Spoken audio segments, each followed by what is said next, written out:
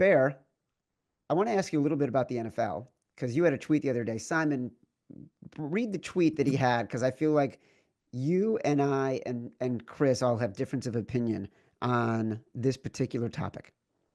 Yeah, Bear, I thought it was really interesting. You tweeted out, 4 or 5 days ago that you would love to know how the QB position and depth and development got so bad in the NFL. Is it a Yes. college thing? Is it guys being signed for agency?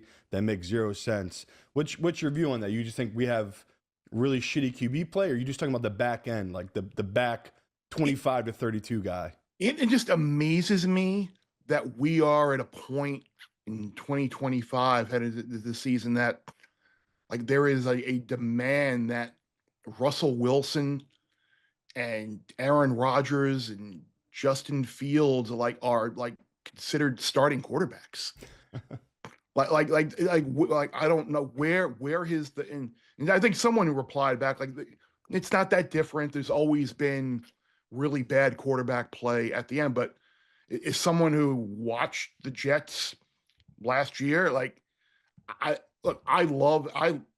rooted for Aaron. I was excited when he came to the Jets, and it sucked that he ruptured his Achilles when he did. But you're looking at a guy now that what's he gonna be 41 start of the year, coming off of an Achilles injury. Like, is the market that bad that you're really looking to run out there and have this guy who at times last year looked like he was done? If you're Mike Tomlin and the Steelers, is that really your end game? And I guess part of the problem too is maybe it's just a league-wide pandemic where so much of the league maybe is in the middle. But you look at what the Bear Justin Fields left and what he was able to what the Bears got for him. And there was no mark of him, and now he's making whatever it is. It's insane what the Jets are paying him compared to what the market really was for him just a year prior. But I lost my train of thought there. But oh yeah, the Steelers I think are a perfect example.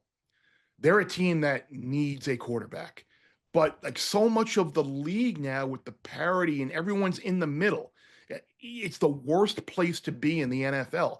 And you kind of think, okay, we're a quarterback away. We need that with one piece. And maybe it's lightning in a bottle with Russell Wilson. Maybe we get 1 year out of Aaron Rodgers and it's magic. But you're never good enough to make the Super Bowl, but you're never bottoming out where you're in a position to draft a quarterback who's ultimately going to be a team changer and get you on court. You're 9-8. You're making the playoffs as a wild card. You're picking 18th every year, and it's the worst place to be in this. So maybe that's part of it as well, but maybe the college part of it as well with the RPO and some of these spread offenses. Maybe with the portal now in college football where guys staying in the league earlier, they're older. I don't know what the answer is. I'm curious to get your guys' takes on, but it's just fascinating to me that we're just kind of recycling these same guys over and over again. And maybe look, I don't claim I know everything about the position, but it's amazing the sport that I watch every Saturday, and see some of the guys that are there. I'm like, why can't these guys be quarterbacks in the NFL? We've definitely seen a switch too where, we had that lost generation, right? That Andrew Luck, RG3. Yep. The only guys that feel survived it was Stafford and Rodgers, right? That little two guys out of that whole group, that 10-year run. Even when Cam Newton came in, he had a year or two, a really incredible, but was sustainable. And we've seen now, I think just because athleticism now has moved to be such a crucial part of the quarterback position. Tom Brady, as much as I love Tom, we all know he's the GOAT. He wouldn't be in the league now. You go back and look at his tape from back in the day. That's crazy. He had lead in his shoes, Chad. He could not move. He could not run. You can't be a drop back, stand in the pocket passing in the NFL anymore. If you are, you're going to be Derek Carr. Do you want Derek Carr in your team, Chad? No. You don't want a guy who just stands back there, and you don't want that anymore. It's evolved, right? You need a mobile guy who can move just because the athleticism is just off the charts now. And it's funny going back. Even I before he came on, I went back and looked, and what were we working with in 2005? Who were the bottom guys? Because I just want to look at what Chris was talking about here, and I looked at the passing leaders, right? Not even looking at rushing, just the passing leaders in 2005, the bottom of the list. The worst quarterback in football, Chris Sims, not a shocker. Leftwich was right above him. Trent Dilfer, right above him. David Carr, right above him. So it's like Aaron Brooks, right above him. So we've always had just the shit at the bottom. Yeah. I agree with you now. It feels like it's more so because everyone wants to lie to themselves and be like, well, the 49ers got there with Jimmy Garoppolo, right? Or you could say that Eli Manning got to 2 Super Bowls and won 2 Super Bowls. Like Joe Flacco got to a Super Bowl and won a Super Bowl. Everyone thinks they can get away with having a bad quarterback, but I feel like Chris kind of nailed it there that we've entered this stage of it feels like it's impossible now unless you have just one of the best teams ever put together. Where it used to be you could kind of hide the bad quarterback. Now, to me, there's no hiding it. Like if he's not a great athlete, if he's not a great passer, defenses are going to figure out. They're going to take away whatever you're good at. They're going to take it away and make you look like what we just talked about, a below bottom 25 quarterback. So yeah, it's interesting hearing your view on it. I just think that we're just in a weird stage of we had a dead period there. We had these lost years where we didn't have any quarterbacks really coming out because it was a transition of that pocket passer to being mobile athlete. Like it's you look at the position now, Josh Allen, if you dropped him back, I mean, think how crazy we were about Mike Vick. You drop Josh Allen back to that time period, holy shit, people's heads would be exploding. It's like, wait, this 6'5" white dude who weighs 250 can bulldoze a linebacker, and then the same move, shift off the cornerback and throw a deep ball. It's just crazy how much it's just grown in the last 20 years. Like, especially going back and watching film from 2005. It just feels like a totally different sport. I don't know if you have the same view, Chris, but to me, it's just we're in different worlds now. Yeah, it is. And one thing that I was thinking of as well, I was going to say before Chad jumps in, I wonder if this overreaching and like taking some of these quarterbacks too high in the draft and guys just absolutely flopping, like whether it be a Mac Jones or a Zach Wilson or a Fields or a who met when name the quarter. You can go down the list is endless of guys that wind up going in the top 10, top 12 that absolutely flopped. And I wonder if that's maybe part of it as well, where like teams take these guys who really shouldn't go this high and they predictably fail. Like, do we just have this negative kind of, oh, he stinks, he stinks, he stinks. So yeah, oh, why would they want him? He stinks. So it's like, I wonder if it's kind of like this self-fulfilling prophecy on our end to just kind of be negative. I don't know. Guys, this is all contextual. There are no absolutes here.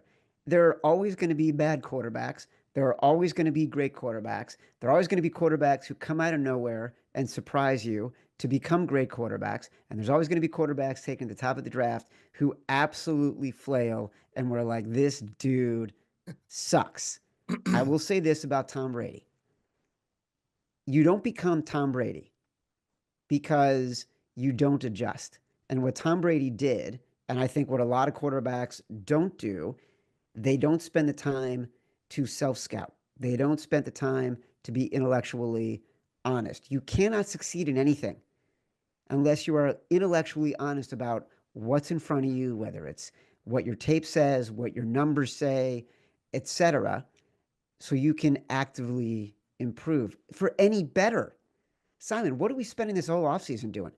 Self-scouting, trying to figure out where did things go right, where did things go wrong. In the 2025 season, do we need to make adjustments because of previous rules changes? How do new rules changes impact what we might want to be doing? Are favorites going to regress to where they were before? Tom Brady was a master of self-scouting. Bill Belichick was a master of self-scouting.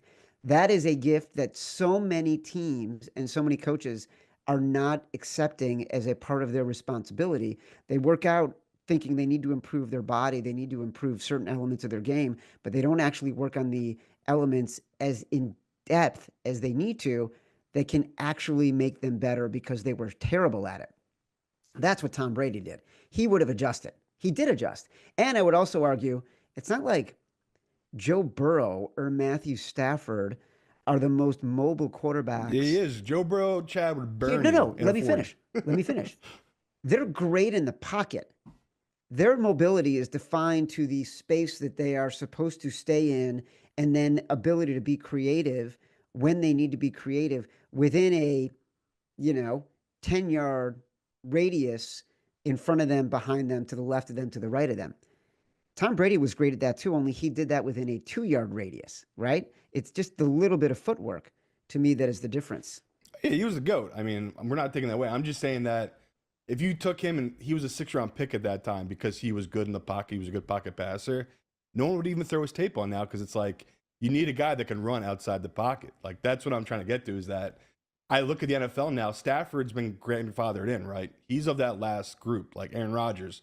Aaron Rodgers was a great athlete too when he was younger. So was Stafford. But we've hit a point now of when I look at this draft class, like there's no one just stand in the pocket type of guy that goes high in the draft anymore. Like even when I go through all these previous drafts, like we joked about Mac Jones, he was kind of a guy that was probably would have been all right in the early 2000s. Now he's not athletic enough. Like he's not mobile enough. He can't get outside the pocket and throw on the run. His career is over. And it's just, I look at our list now where all of our top 10 guys we talk every year coming in, they're all incredibly great athletes. Like it's just the way it is where back in the day, like one of my favorite errors was that, Peyton Manning was a statue in the pocket. Tom Brady was a statue in the pocket. Drew Brees was a statue in the pocket. It was like these guys were so gifted mentally, they didn't need to run and scramble, right? They knew exactly where the defenders were going to be. And I think what we're talking a little bit about here is that you need that smarts in the pocket, but you need the athleticism now. And that to me has been the biggest shift of, people bitch every day. They're like, oh, we don't have the 5,000-yard passing and the 60 touchdowns. It's like that was the 1-year anomaly we saw. That's never going to happen again. Like those are the farthest outliers ever. It's just a new age of, these guys are going to throw for maybe 4,000 yards, but like Josh Allen, you'll see maybe 1,000 yards rushing and him rush for 15 freaking touchdowns. It's like, it's just so different now that, we try to compare it to the old age and I just look at it. It's like we've evolved so quickly that these new kids coming in, like we just talked about, Bo Nix, in what world is he a 1st-round pick? But in the new NFL, he is now, right? And it worked. Like, I mean, Matt Mitchell was losing his fucking mind about it. And it's like, because he saw him in college for 5-6 years, and now he comes in and it works out. So it's just crazy how that shifted now where the studs in college who are just drop back passers, they just don't make it to the league like they used to. You have to be able to move in the pocket and scramble outside the pocket. So that was just what I wanted to push on was just that, I get where Chris is coming from, but like you just said, Chad, there's always just been dog shit from that 25 to 32. It's just always been that way. Simon, you said the magic 2 words there, draft props. Have you guys seen anything out? Like it's like in Connecticut, I mean, we can't play them on DraftKings and FanDuel or wherever else, but like, do they exist anywhere? Like I know there's spots where who will be the number 1 pick? Yeah, who wants to? Yeah, Cam Ward -16. Like, but like in terms of like who the second quarterback's going to be, number of quarterbacks in the 1st round, like stuff like that. Does this exist anywhere outside of the little bubble that I'm in the state of Connecticut? So the bookmakers I've talked to, Bear, they got crushed so bad these last 3 years in the draft that they don't want to put it out until maybe 2 weeks beforehand, maybe even a week beforehand, just because it's not worth it for them. Like they can't beat the rumor mill, right? They're just behind on the info. So I'm with you. It's been really interesting where I remember even last year I was able to get bets down after the combine on the draft, on things like that. And now, I think the bookmakers know that they can't leave themselves open to it. So I'm with you on it. It's brutal. I've just been waiting for these props to come out. See, Chad, wouldn't you? I'm gonna put you as the book of Chad. Wouldn't you want to post these things, get people in the door, and you know what? If you lose a little bit and the player wins, you know what the player's going to do? Player's going to come back and player's going to bet that money that they just won right back at your shop. Yeah, I'm a little surprised that they wouldn't be more aggressive, even for really small limits, right? Yeah. Because you're capping it at $50. You're still sort of letting people continue to play and put their money into the book. But so yeah, it is a little bit surprising to me. I'm actually looking for at Bet365 to see what kind of draft props I can find. It's hard for me to find them quickly right now. I know. That's the thing. I always never know if I'm looking under college football, if I'm looking under NFL. Right. Is there a special NFL draft tab? Like, look, Simon's right. There were years. Like, just go back to the Mac Jones, year. Was he going to go number 3? Was he not going to go number Yep. 3? And books got crushed on that because people like Simon, they're connected to the league. They were hearing things. And all of a sudden, they're putting down 6 figures that he's not going to go number 3. And that's a huge risk. And I do think that the books generally are looking to, it's a lot of jockeying. It's a challenging time to be a sportsbook operator, right? Everyone is trying to acquire customers, not to get into the weeds of the business as efficiently they can, and then drive revenue as high as they can because those are the expectations. And there are a lot of challenges, and things are slower during the non-football season than they are during the football season. It's going to be harder to make up that money on a quarterly basis for all these publicly traded Yep. companies if they have to go out and report they had huge losses in the NFL draft and they didn't make it up with the beginning of Major League Baseball or March Madness or NBA. It just gets harder and harder to It's so funny. justify. Simon mentioned Bo Nix. I'm sitting here thinking, and I was like him. I'm like, and Matt, like, what the hell have we seen in Bo Nix playing 6 years of college football that he's going to be a first? And I remember seeing the yes no. Will Bo Nix be a first round pick? And you immediately bet the no. And then like all the prices, and then about a week maybe before the draft last, maybe it's a week, maybe a little bit longer before, like I get a call from someone he's like, Bo Nix is going in the first round. And I'm like, no.